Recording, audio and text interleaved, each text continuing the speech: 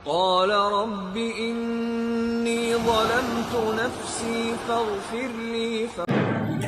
Assalamualaikum warahmatullahi wabarakatuh.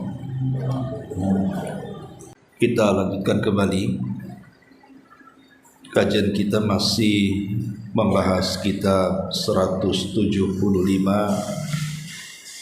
Jalan Menuju Surga, dan kita masuk pada halaman ke-72, poin ke-23, orang-orang yang haram bagi mereka api neraka.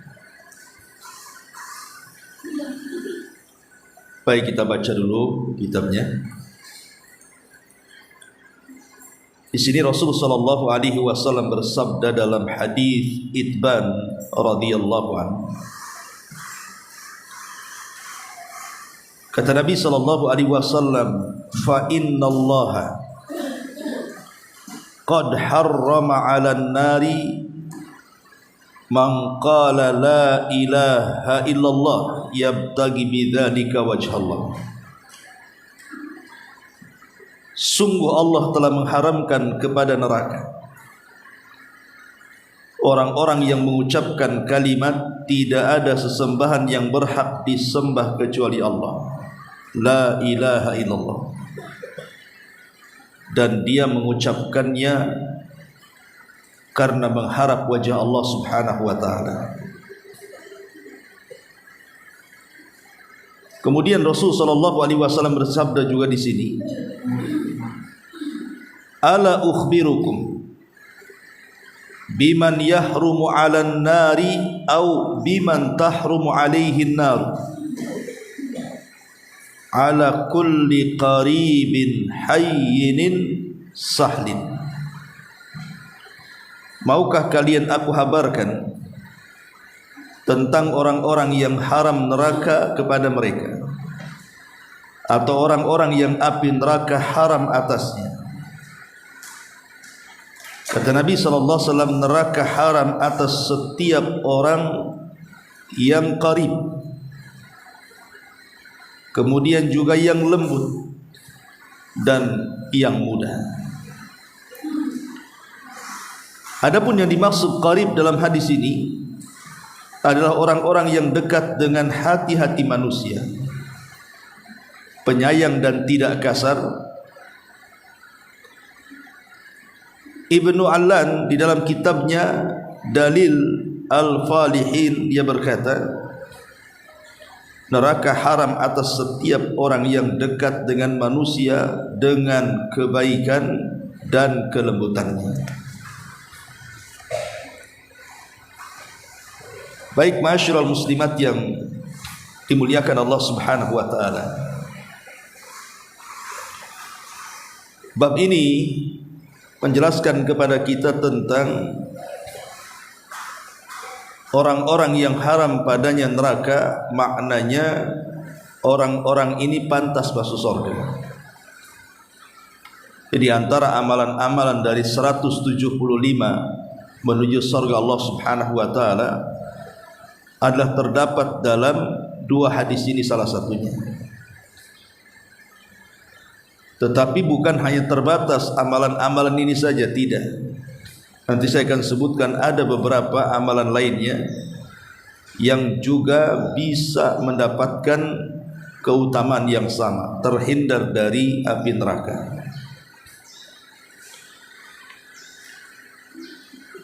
Kita tahu bahwa di akhirat kelak itu tidak ada tempat kecuali hanya ada dua saja.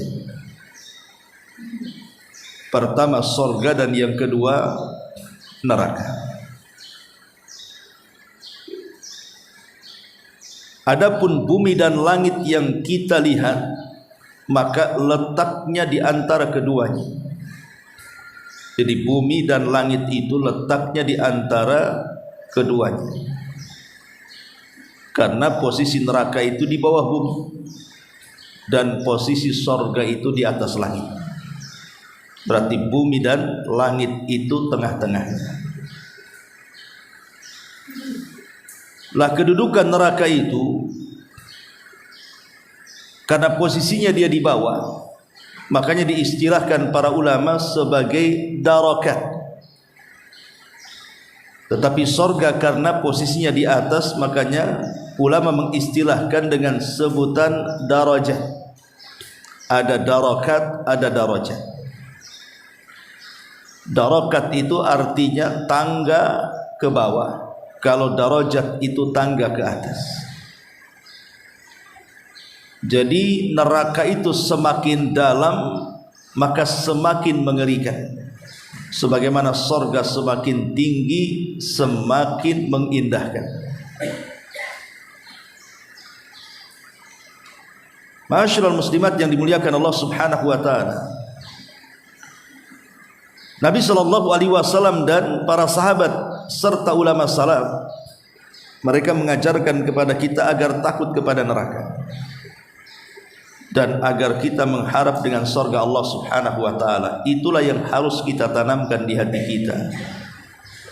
Perasaan takut dan perasaan harap. Maksudnya harapan dengan surga dan takut dari api neraka. Dan dua-duanya adalah satu dari 3 rukun amalan hati. Nah, di sini pengarang ingin menjelaskan kepada kita tentang beberapa amalan yang bisa menjauhkan kita dari neraka. Pertama, dalam hadis Itban radhiyallahu anhu, Nabi SAW mengatakan, fa innallaha harrama 'alan nari man qala la ilaha illallah. Sesungguhnya Allah telah haramkan atas neraka siapapun yang mengucapkan kalimat la ilaha illallah, yabtagi bidzalika wajhallah. Dia mengucapkannya, diucapkan karena mengharap wajah Allah Subhanahu wa taala. Di zaman Nabi, Rasul itu punya pembantu, seorang Yahudi, anak muda dari anak muda Yahudi. Entah kenapa kemudian anak muda ini terkena penyakit kemudian sakit, dan sakitnya itu parah sehingga mengantarkan kepada kematiannya.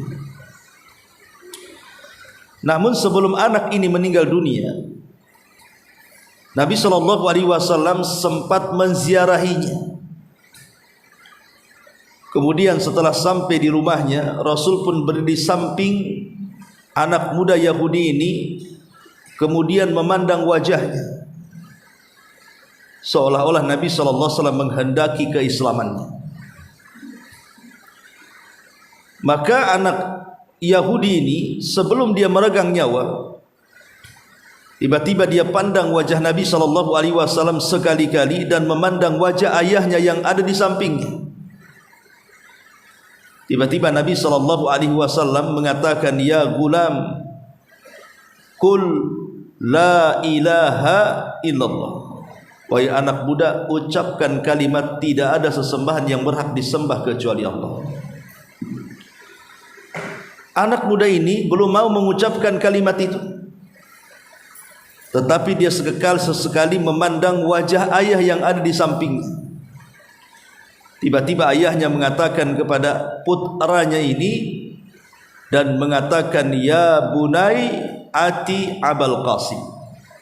Wahai anakku, taatilah ucapan bapaknya Qasim. Maksudnya Nabi SAW, karena gelar atau laqab Rasul itu salah satunya adalah Abu Al-Qasim, karena Qasim itu dari putra yang paling besar dari putra-putra Nabi SAW yang meninggal. Maka setelah kemudian mendapatkan arahan daripada orang tuanya, maka anak muda ini kemudian mengucapkan kalimatut tauhid la ilaha illallah. Setelah itu dia meninggal dunia.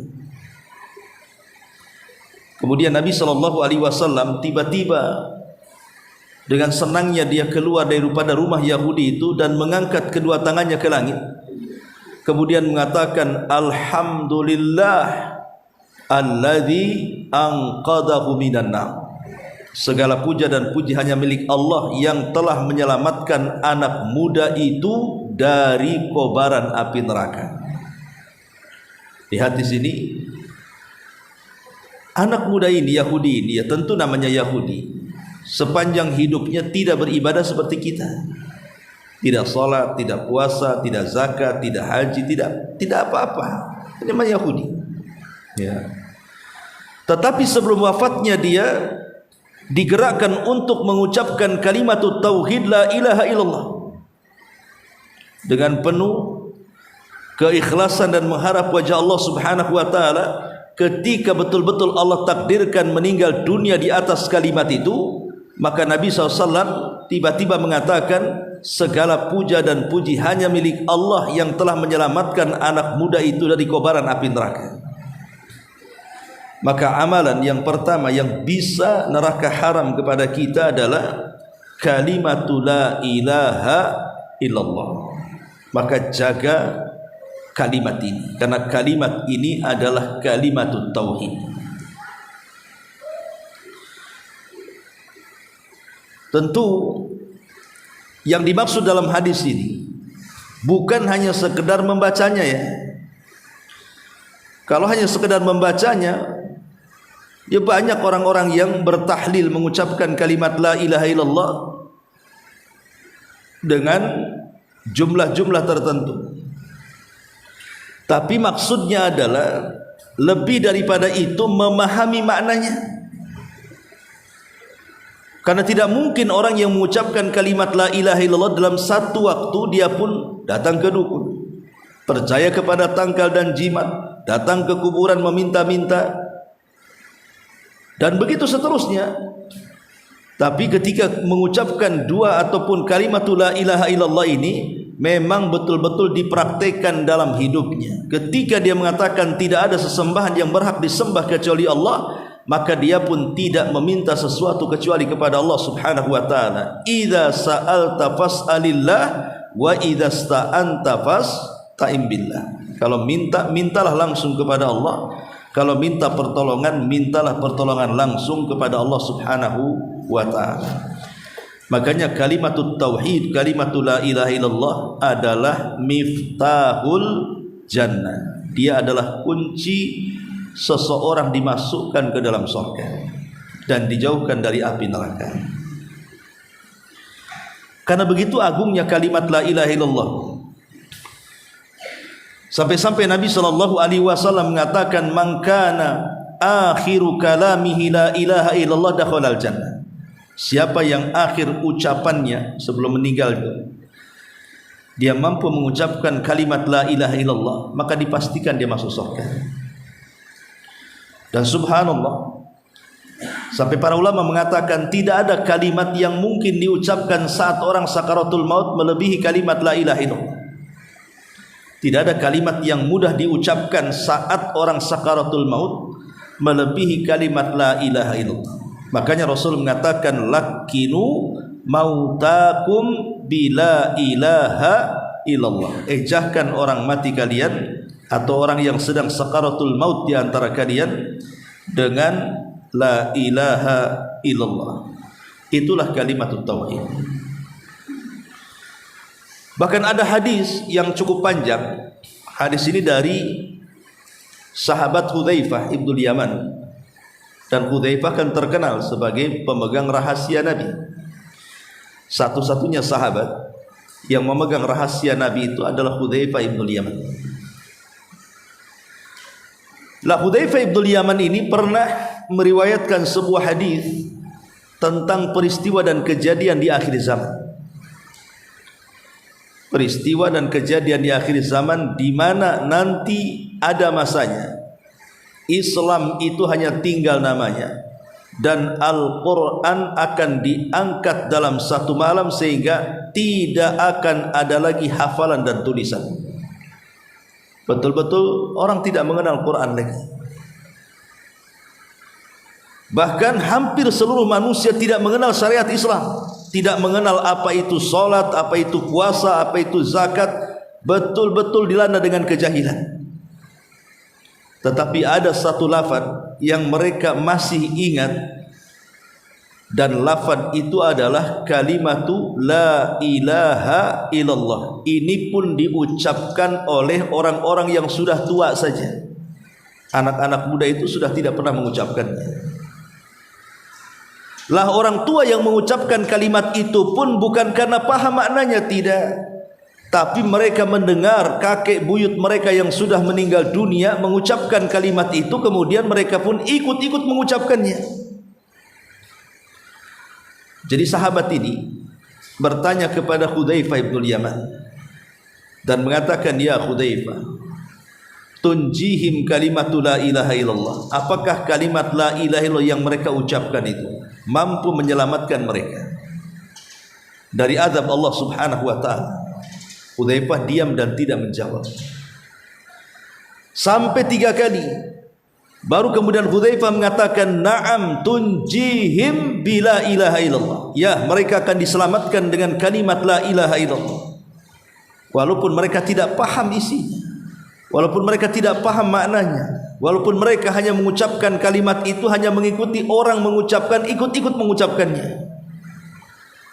Karena memang kondisi di akhir zaman seperti itu masalahnya.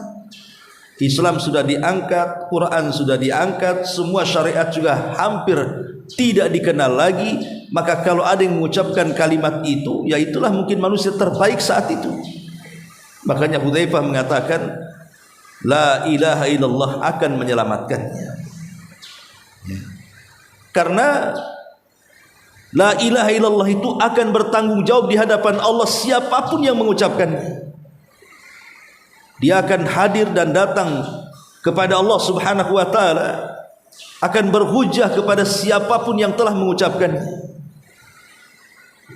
Makanya satu hari Rasulullah SAW mengutus pasukan perang tanpa dipimpinnya. Lah dalam pasukan perang itu ada seorang sahabat sekaligus cucu angkat Nabi SAW, namanya Usamah ibnu Zaid. Usamah ibnu Zaid radhiyallahu anhu ikut serta dalam peperangan itu, karena dia putra daripada Zaid ibn Harithah, dan Zaid ibn Harithah adalah anak angkat Nabi, berarti Usamah cucu angkat Nabi. Jadi dalam pertempuran yang terjadi dimenangkan oleh kaum muslimin sehingga musuh lari. Lah ada satu orang kafir lari, dikejar oleh 2 sahabat, satu dari Ansar dan satunya adalah Usamah ibn Zaid. 2 sahabat ini mengejar orang musyrik yang melarikan diri. Setelah kemudian orang musyrik ini kelelahan, kecapean karena dikejar dan tidak ada jalan lari alias buntu, maka orang Ansar yang lebih dulu mendapatkannya kemudian menghunus pedangnya dan akan membantainya. Tiba-tiba kemudian dia mengucapkan kalimat tauhid la ilaha illallah. Maka orang Ansar tidak jadi membunuhnya dan langsung meninggalkannya. Lah ketika orang Ansar meninggalkannya, datanglah Usamah ibn Zaid membawa pedang, kemudian menghampiri orang itu, dan ketika hendak dihunuskan pedangnya dan akan dipenggalkan di kepalanya, maka dia pun mengucapkan kalimat la ilaha illallah kedua kalinya di hadapan Usamah. Tapi Usamah tidak peduli dengan ucapan kalimat itu, tetap membantai orang kafir itu. Karena ijtihadnya Usamah, karena ini kan peperangan, bisa saja ini sebuah tipu daya, pura-pura masuk Islam. Maka enggak peduli, dibunuhlah sama Usamah. Berita ini sampai kepada Nabi SAW. Maka Rasulullah SAW memanggil Usamah, kemudian mengatakan, ya Usamah, aqatalta man qala la ilaha illallah. Wahai Usamah, apakah engkau membunuh orang yang mengucapkan kalimat la ilaha illallah? Kata Usamah, ya Rasulullah, dia mengucapkan kalimat itu bukan karena Allah, tapi karena takut pedangku, katanya. Maka Nabi SAW mengatakan, ya Usamah, afala syaqaqta qalbah, apakah engkau sudah membuka dan membelah dadanya, sehingga kau tahu isi dadanya bahwa dia mengucapkan kalimat itu karena takut pedangmu atau karena memang ingin masuk Islam. Jadi Rasul hanya berhukum dengan hukum zahir. Rasul itu tidak berhukum dengan hukum batin. Maka Usamah terdiam. Dari sini Nabi SAW mengatakan, ya Usama, kaifa bila ilaha illallah idza ja'atka yaumal qiyamah amam Allah. Wahai Usama, bagaimana pertanggungjawabanmu dengan kalimat la ilaha illallah kalau kalimat itu datang kepada Allah kemudian berhujjah untuk siapapun yang mengucapkannya? Kira-kira apa yang kau akan hadapkan di hadapan Allah? Bolak-balik Rasul mengatakan kalimat itu sampai Usamah ketakutan, sedih, kemudian mengatakan, laitani aslamtu yauma idin, duhai kiranya aku baru masuk Islam saat itu. Karena biasanya orang yang baru masuk Islam tidak mungkin dimarahi Nabi, ya. Tapi syahidnya di sini apa? La ilaha illallah akan berhujjah di hadapan Allah kepada siapapun yang mengucapkan. Dari sini Nabi SAW mengatakan kepada pamannya Abu Talib saat detik-detik sakaratul maut, Rasul mengatakan, kul ya ammi la ilaha illallah uhajubika indallah. Wahai pamanku, ucapkan kalimat la ilaha illallah, karena dengan kalimat itu aku berhujjah di hadapan Allah, aku akan selamat. Ya, jadi kalimat la ilaha illallah ini kalimat yang ajaib, bahkan kalimat yang memberatkan timbangan langit dan bumi. Sekalipun langit dan bumi letakkan di satu timbangan, kemudian la ilaha illallah diletakkan di timbangan satunya, maka la ilaha illallah jauh lebih berat dibandingkan langit dan bumi. Kata Nabi SAW, lau anna samawati sab'i wal aradina sab'i fi kifatin wa la ilaha illallah fi kifatin malat bihinna la ilaha illallah. Kalau langit dan bumi diletakkan di satu timbangan, sementara la ilaha illallah diletakkan di timbangan yang lainnya, niscaya la ilaha illallah itu jauh lebih berat dibandingkan langit dan bumi. Ya, karena langit dan bumi pun yang menciptakan la ilaha illallah. Ma'asyiral muslimat yang dimuliakan Allah Subhanahu wa taala, ini yang pertama. Kalau ingin selamat dari neraka dan ingin dimasukkan ke dalam surga, maka jagalah kalimat la ilaha illallah. Kemudian yang kedua, hadis Nabi sallallahu alaihi wasallam, ala ukhbirukum biman yahrumu 'alan nari au biman tahrumu 'alaihi an-naru ala kulli qaribin hayyinin sahlin. Maukah kalian aku habarkan tentang orang yang haram api neraka atas mereka, atau orang yang api neraka tidak akan menyentuhnya? Yang pertama, kata Nabi SAW, kulli ala kulli qaribin, atas setiap orang yang memiliki sifat qarib. Jelaskan oleh para ulama, yang dimaksud qarib adalah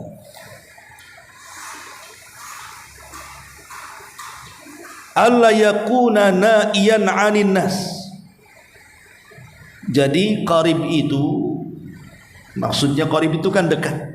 Maksudnya dari dekat. Dekat kepada siapa? Dekat kepada manusia dan tidak menjauh dari manusia. Bal yakunu qariban min humumihim. Bahkan qarib itu adalah manusia yang dekat dengan masalah-masalah manusia, dekat dengan urusan-urusan manusia, dengan kesulitan-kesulitan manusia. Yusyarikuhumul masaib wal afrah ma'al huffadi ala dini. Dengan senantiasa bersyirikat dengan manusia di saat manusia terkena banyak musibah, atau dekat dengan manusia di saat manusia sedang mendapatkan rasa senang hati dengan terus menjaga agamanya.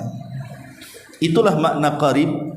Atau dengan kata lain, qarib itu orangnya supel, orangnya itu mudah untuk membantu saudaranya, mudah untuk menghibur saudaranya, senang ketika saudaranya senang, susah ketika saudaranya susah. Itulah qarib ya. Tapi kalau dia senang di saat saudaranya susah, atau dia merasa susah di tengah saudaranya yang senang, itu bukan qarib, itu namanya hasad namanya. Orang hasad kan ciri-cirinya dia senang ketika saudaranya susah, tapi dia pula susah saat saudaranya senang. Itulah orang hasad. Tapi orang qarib kebalikannya, dia tetap senang dan ikut senang karena saudaranya senang, dan dia susah, bahkan lebih susah ketika melihat saudaranya susah. Ini yang pertama. Kemudian yang kedua, hayyin.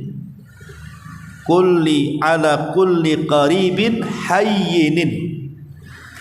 Apa maksud hayyin di sini? Yang dimaksud hayyin di sini artinya layyin, kelembutan. Orangnya lembut. Kalau bicara dia jaga kata-katanya. Kalau bermuamalah dia hati-hati dengan muamalahnya. Takut menyinggung orang. Disebut hayyin. Ya.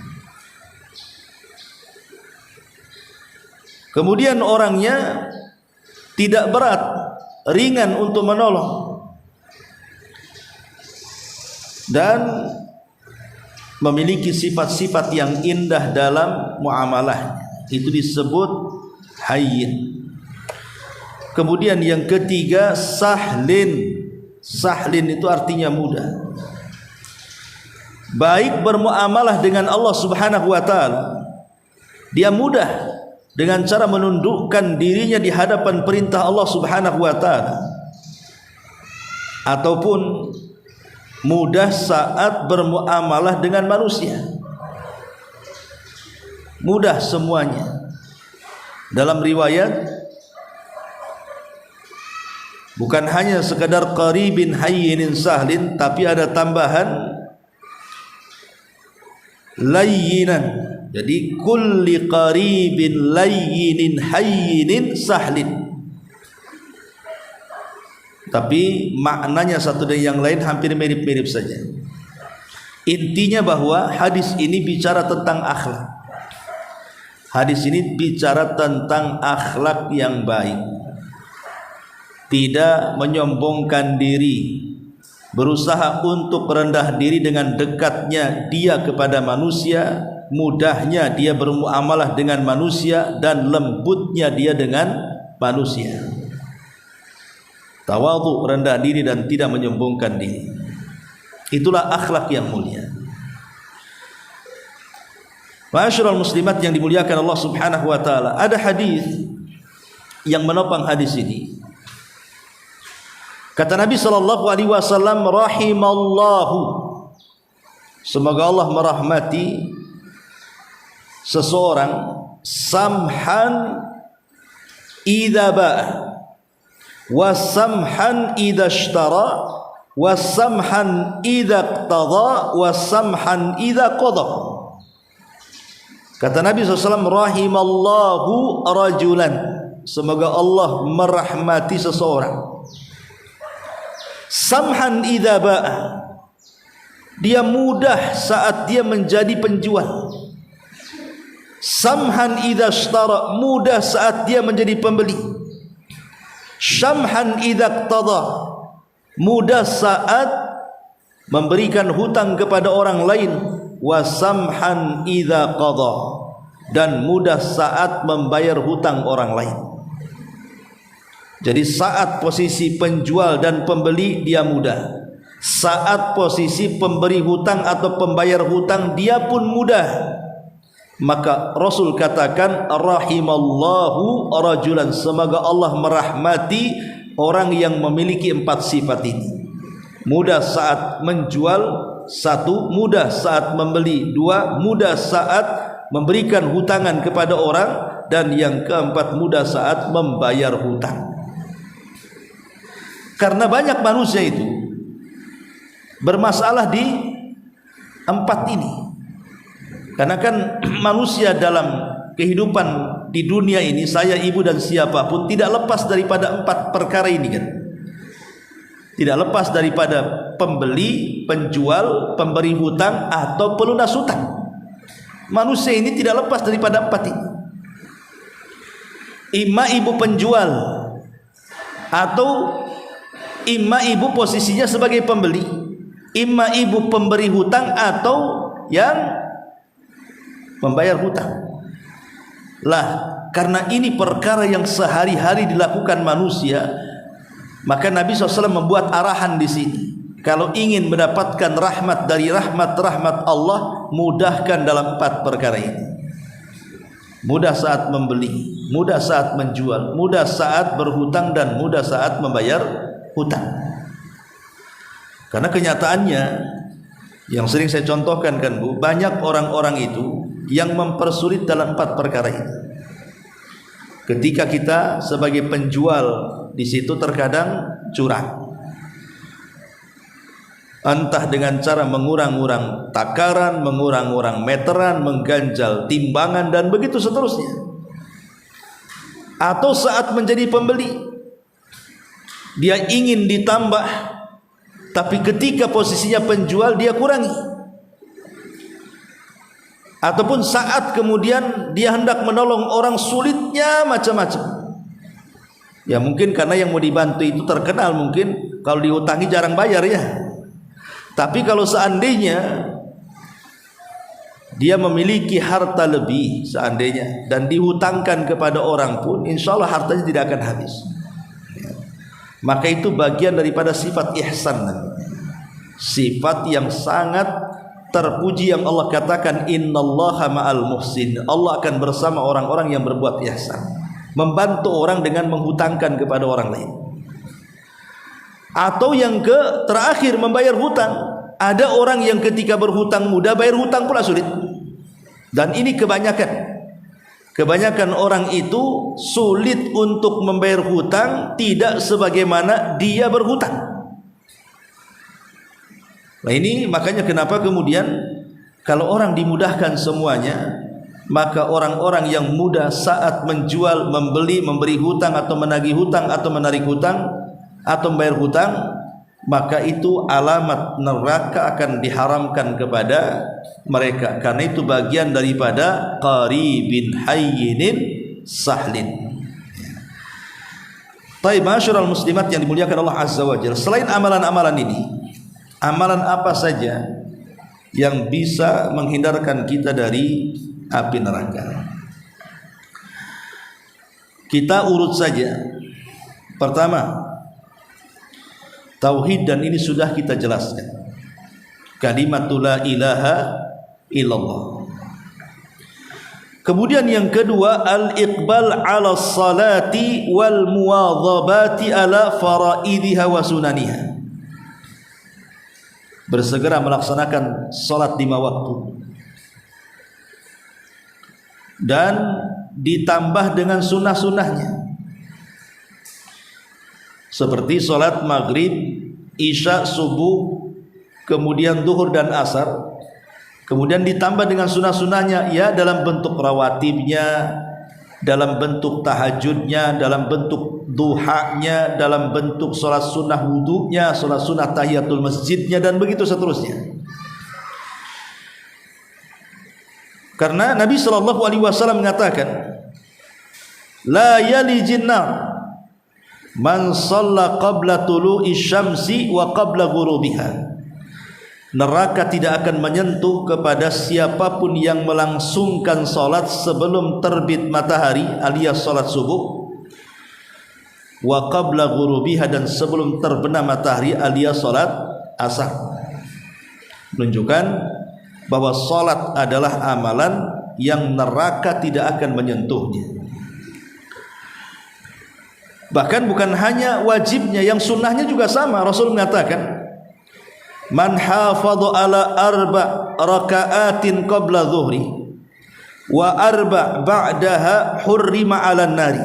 Siapa yang merawat atau menjaga 4 rakaat sebelum zuhur, kemudian 4 rakaat setelah zuhur, maka diharamkan api neraka kepadanya.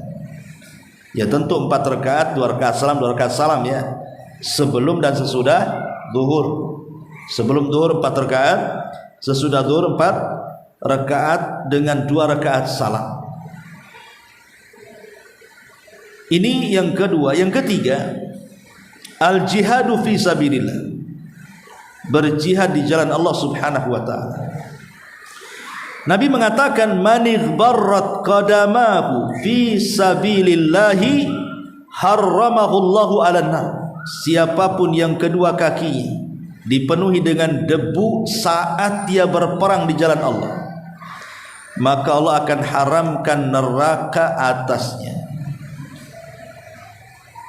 Jadi orang-orang yang berjihad di jalan Allah Subhanahu wa taala sampai mati syahid, maka kematiannya langsung dimasukkan ke dalam surga selama dia perangnya karena Allah Subhanahu wa taala. Kemudian yang keempat, at-tawadhu wal layyinu ma'an nas, berendah diri dan lembut kepada manusia, sebagaimana yang sudah kita jelaskan tadi, ala kulli qaribin hayyinin layyin. Kemudian yang nomor 5, al-buka'u min khasyatillah, menangis karena takut kepada Allah Subhanahu wa taala. Sebagaimana Rasulullah SAW ketika menjelaskan 7 kelompok yang akan mendapatkan naungan di hari yang tidak ada naungan kecuali naungan Allah, salah satunya Rasul mengatakan, wa rajulun dzakarallaha khalian fa fadat ainahu, seorang laki-laki yang mengingat Allah di tengah-tengah tidak ada manusia yang melihatnya, bersendirian di malam hari, kemudian tiba-tiba kedua matanya meneteskan air mata karena takut kepada Allah Subhanahu wa taala. Dari sini Rasul mengatakan, ainani la tamassahuman naru, ainun bakat min khasyatillah wa ainun batat tahrusu fi sabilillah. 2 mata, kata Rasul, tidak akan disentuh api neraka. Pertama, mata yang menangis karena takut kepada Allah, dan yang kedua, mata yang terjaga karena menjaga pasukan-pasukan Allah di jalan Allah Subhanahu wa taala. Jadi hanya semata-mata ibu bangun tengah malam, kemudian merenunglah.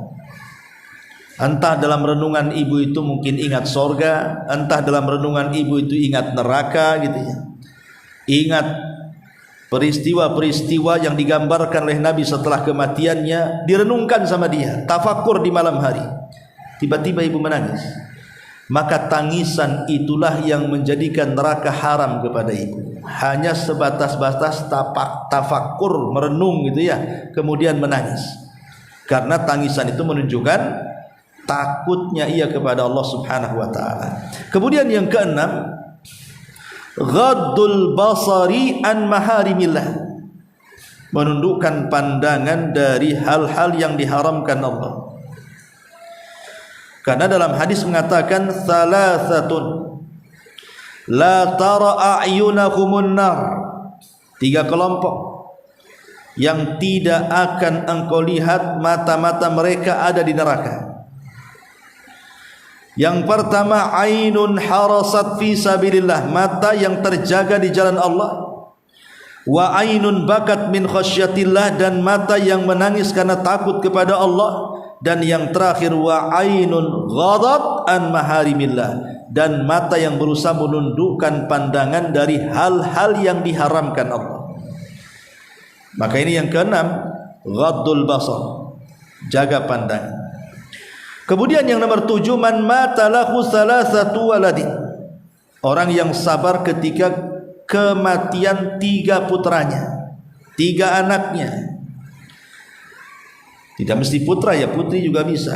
Orang yang memiliki 3 anak tiba-tiba lebih dulu meninggalkan orang tuanya alias meninggal dunia, tapi dia berusaha sabar.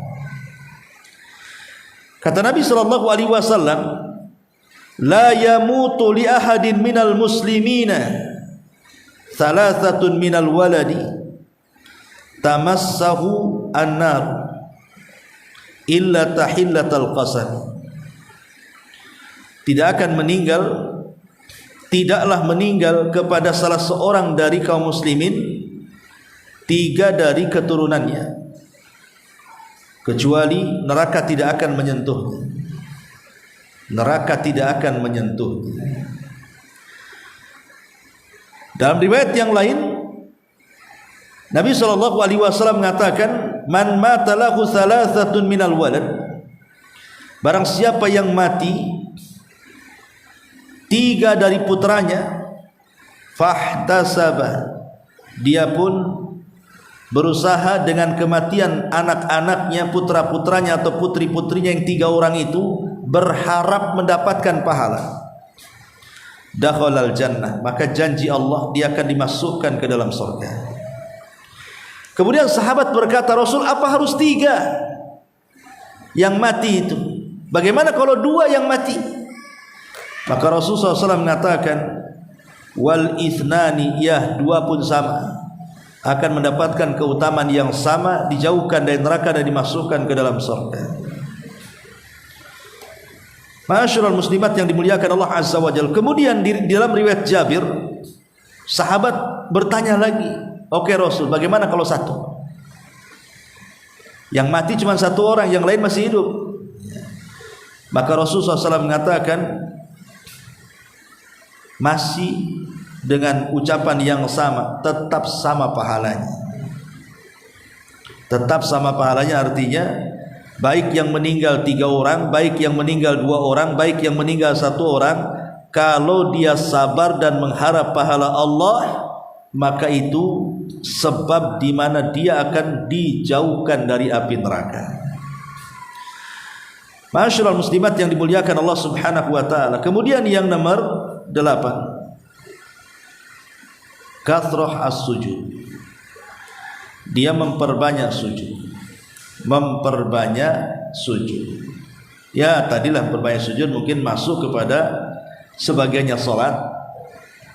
Tapi di sana ada sujud selain daripada salat gitu dia, ada sujud syukur, ada sujud tilawah, ada sujud sahwi, kan sujud itu macam-macam. Ya, dan dia memperbanyak sujud. Maka kita tahu bahwa neraka tidak akan menyentuh kepada bekas-bekas sujud.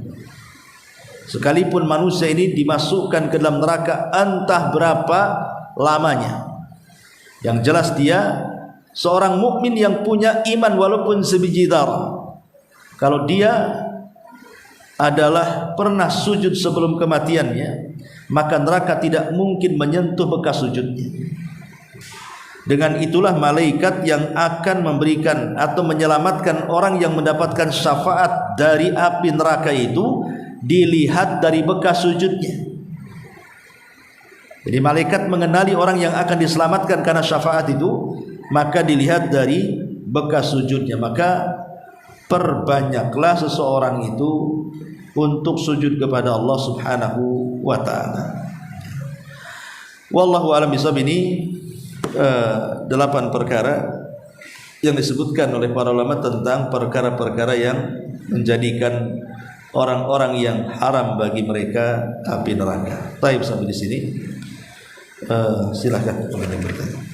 Qala rabbi inni zalamtu nafsi faghfir li